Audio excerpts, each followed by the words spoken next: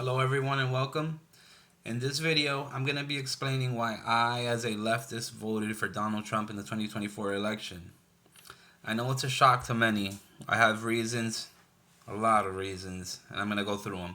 I'm basically going to divide this video up into three sections: the past, the present, and the future. And hopefully at the end, you'll have an overall idea of why I decided to vote for Trump, being a leftist, not agreeing with almost anything that Trump does or says. So let's just get into it. We're going to start on the past, right? I'm 35 years old. When Barack Obama ran for president, that was 2007, and he won in 08. I was just turning into an adult, right? He was promising change. He was promising hope. He won. I supported Obama. I didn't vote for him at the time because I was very, very far from my polling location. It was something like 2.5, 3 miles away, and I would have had to walk. Planned on it, wasn't bothered to. I was in the inner city. It was a dangerous walk over there, so whatever. I supported him wholeheartedly, verbally, right?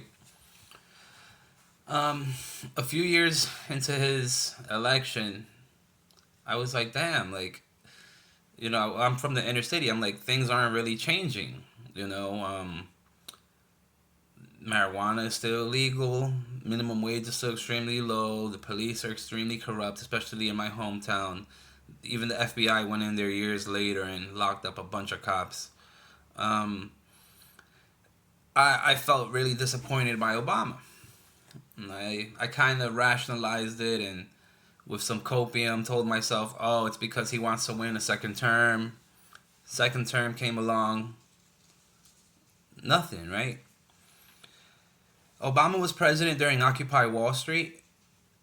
And when Occupy Wall Street happened, I expected that would have been that crowd would have given him the push, the motivation to do something about income inequality.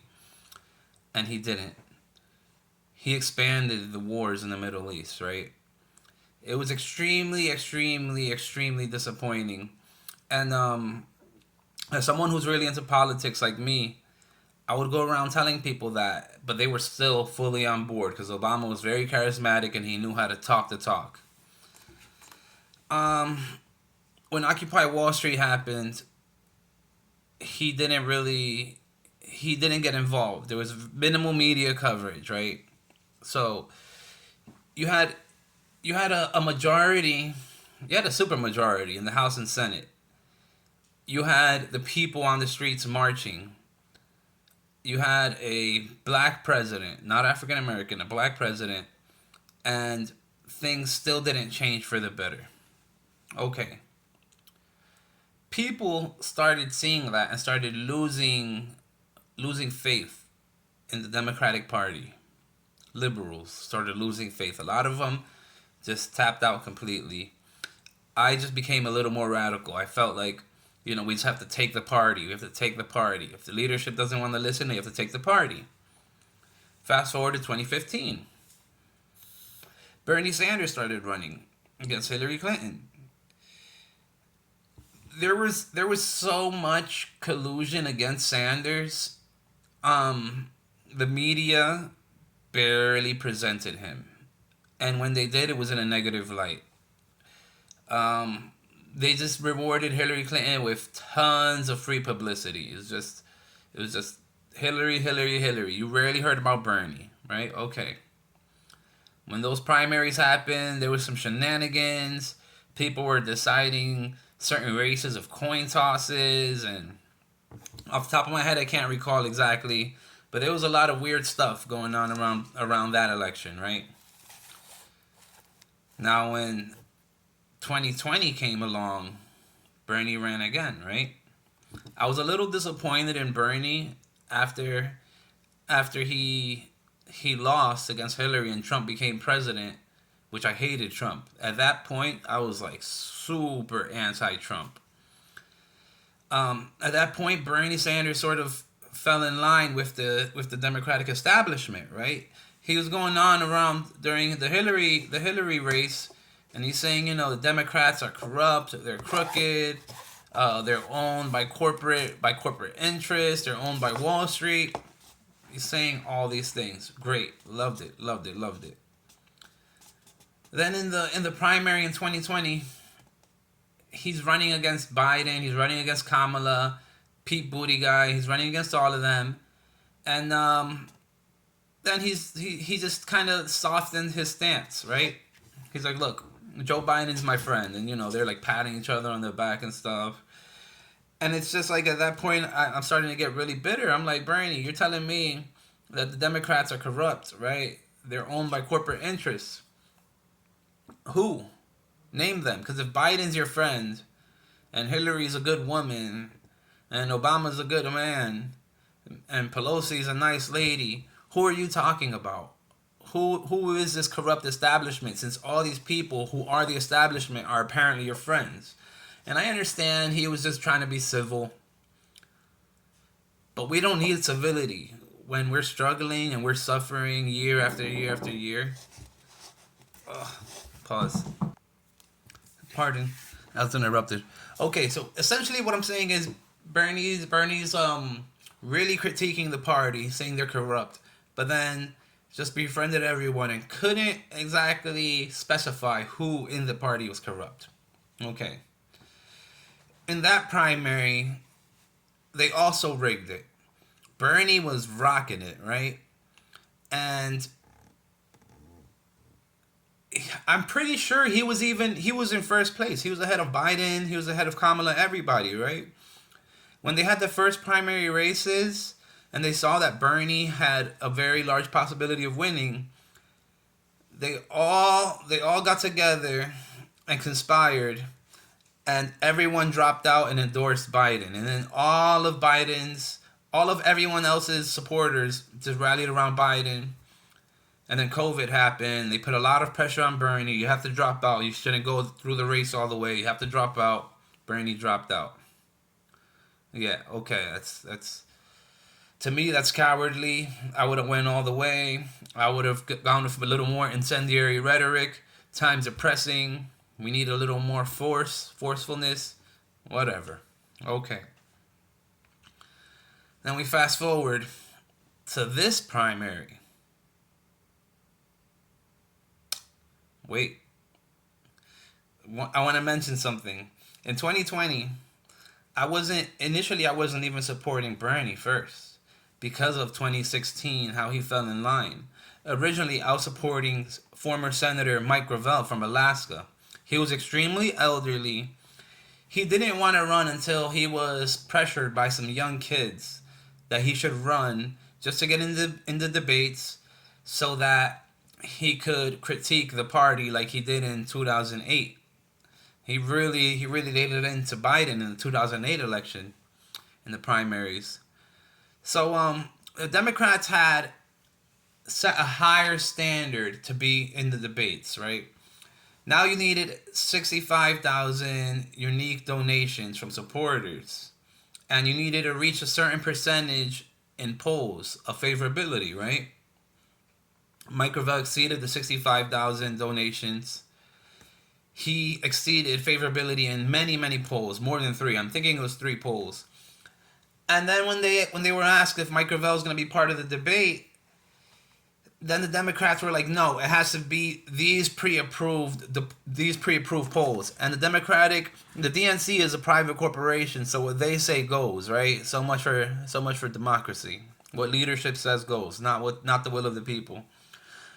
Mike Gravel should have been in those debates. Mike Gravel was a great man. He should have been in those debates. He qualified for those debates, and he was denied. Okay, that's 2 people. And then I supported Bernie after that. But that's 2 people already that I'm getting screwed over by, right? In those debates, if you look back in the 2020 debates, there was also Mayor Bloomberg, right?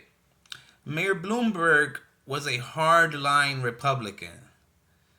When Occupy was happening, Bloomberg was mayor of New York City. He was sending his cops out to just beat the shit out of people who were just exercising their rights to free speech. They were protesting. They were protesting income inequality, and they were doing so peacefully, far more peacefully than what was happening in 2020. Bloomberg, a right-wing conservative mayor, was in the Democratic primary, and they were all cheering him on. Biden even gave him the Medal of Freedom recently. It's like freaking ridiculous. Like, you can clearly see the Democrats shifting to the right, despite Bernie proving that half of the party wanted to shift to the left, right? Okay, that's two.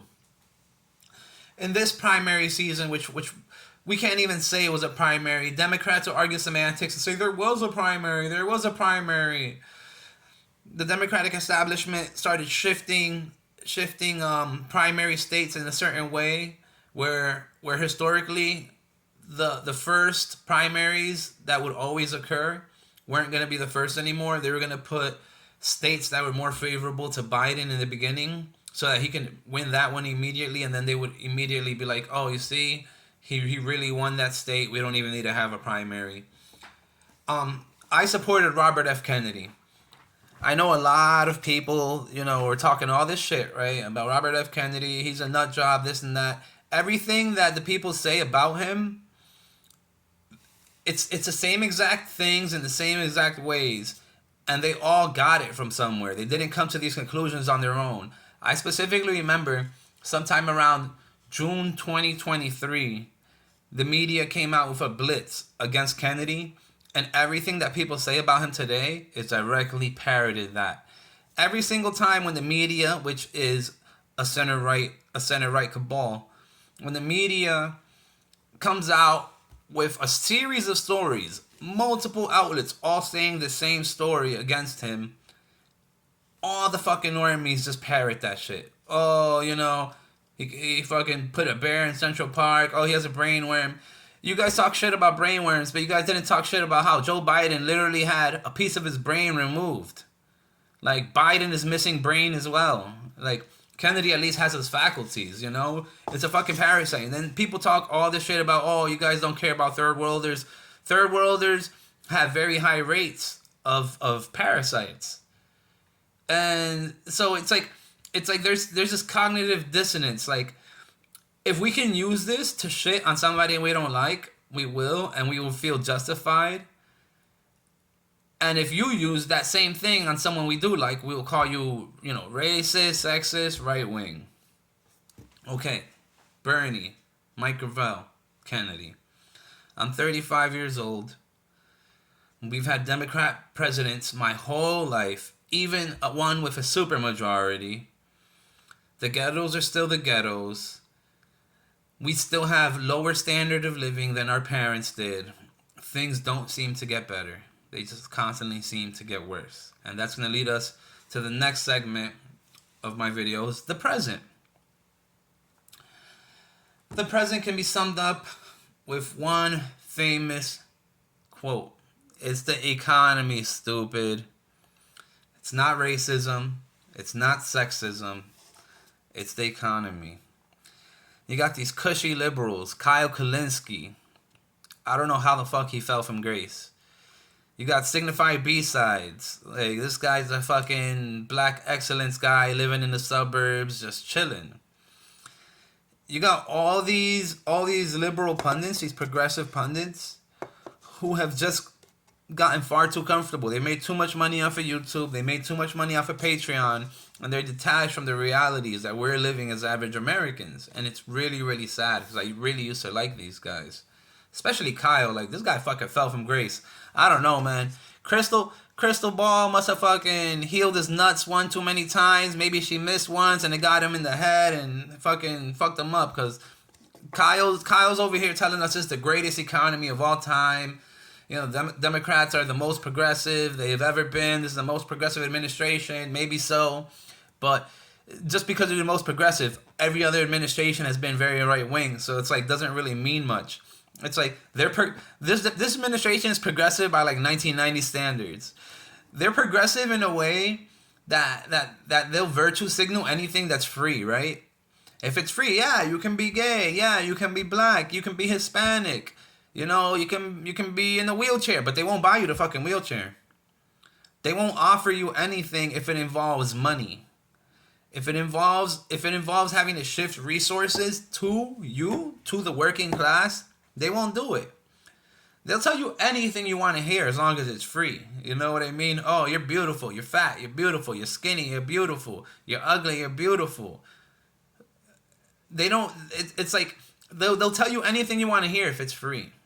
But as soon as you start talking about the thing that matters, the money, the resources, where the resources going, nothing. Kyle, Kyle, Kamala Harris over here talking about the greatest economy ever, greatest administration. Look at all these accomplishments they did. He'll go on about the CHIPS Act. And like, sure, the CHIPS Act is great for national security so that we can start manufacturing some of that stuff at home to lessen the risk of China. But like, making those chips here doesn't really benefit the average American. How many jobs did it create? 0.0001. Less what, how does that really help me day to day? I'm putting $20 in my gas tank. That's not even giving me half a tank of gas anymore. It's freaking ridiculous. Look at the rent, bro. I moved from New Jersey to Pennsylvania 10 years ago. I had a 5-bedroom apartment, right? 3 floors, 12-foot ceilings, plus a basement, and we were paying $550 between me and my best friend. It was amazing. Fast forward to now, that same apartment has been split into 2 apartments, and I recall they're charging like $1,400 each. So that's like Jesus Christ, that's like a 400+% increase. And now that's an outlier, but average apartments out here have gone from 600 to 1,200. It's a 100% increase. Food. It seems like $100 worth of groceries. They used to get you a week of food, gets you 2 days maybe. Food is like 100% increase. Gas, super expensive. Every fucking thing is expensive now.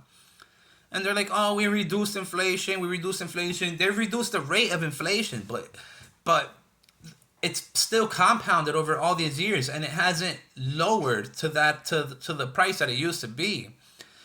And wages are stagnant. Matter of fact, wages are possibly even getting worse. And that goes to the other thing I'm saying is immigration. I'm Hispanic. My mom was an immigrant. She was a legal immigrant, right? This whole new wave of illegal immigration is completely different than the illegal immigration that I used to in fact support back in the day during Obama. Previously it was some Mexican guys. They come up to California, Arizona, New Mexico. They work the farms during the season. They make that money. We get that cheap produce, and then they go back home. This new wave of immigration isn't like Mexican guys. It's different. This new wave of immigration is everyone around the world watching this sanitized and made up form of America on Instagram and TikTok. And they come here because they want to get rich. They want to pursue the American dream. And sure, that's great and all, but either get in line or make your country better. If you can't make your country better, I understand that we're responsible for a lot of those issues. You gotta fight. You gotta push us online to stop fucking up your country, stop cooing them, stop corrupting your governments. And you have to also fight in your own streets, fight against your corrupt governments, and take control of your own country. You can't just come over here illegally. And here's the problem. I'm Dominican, right? We've been getting a lot of illegal Dominicans. I know fat Dominicans that have come here. They're not starving, okay? It's not, and there's no war out there. They come here because they want more money, right? They see the allure that social media is giving. And possibly foreign actors are acting in bad faith and leading them over here. Telling them, hey, you can do this, you can do that. You can go to the cartel, you pay them XYZ, the cartel will take you over. It seems like it's a concerted effort. When they move out here, they're moving out to the communities of the people they know, right? So Dominican illegals will move to where the Dominicans are. Venezuelan illegals will move to where Venezuelans are. Same for the Haitians, Somalians, Indians, etc. Right? Most of us out here have our high school education. We're not college educated, right? When these illegals come in by the hundreds, thousands, tens of thousands, depending on the size of town or city you're living in, they're competing with you. They're competing with me. They're competing with us, right? They're I don't know how they're doing it with fake social security numbers or using someone else's social security numbers, but they're working in the same factories and warehouses that we're working in, right? A lot of them refuse to learn English. It's just fine if you don't know it, but like, damn, like I've had conversations. I'm like, yo, you don't want to learn English, like, like you don't wanna watch this American movie with me and like in English. At least read the subtitles in Spanish. No, they want to watch that shit in Spanish only. It's like, okay, whatever. They only want to eat their foods. I'm trying to show some of my illegal family who've arrived recently. I'm like, yo, try this beer